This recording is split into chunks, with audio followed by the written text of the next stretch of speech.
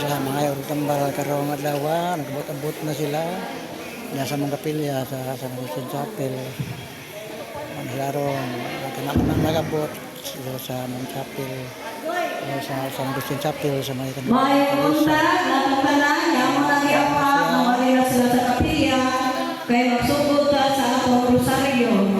Kaya mamanda, magasugod dahil pagpangatag ang atong mga madre. Mga chapel.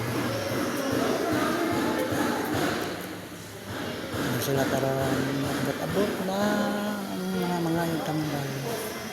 Osbo na kong awag, mamarila sila sa kapilya, kaya makasugod ka sa atong rosaryo.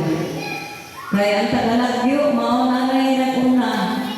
Ang buol at tulad sa kuan, salig na alas 11, butong bayasan. Matigol is mga madre.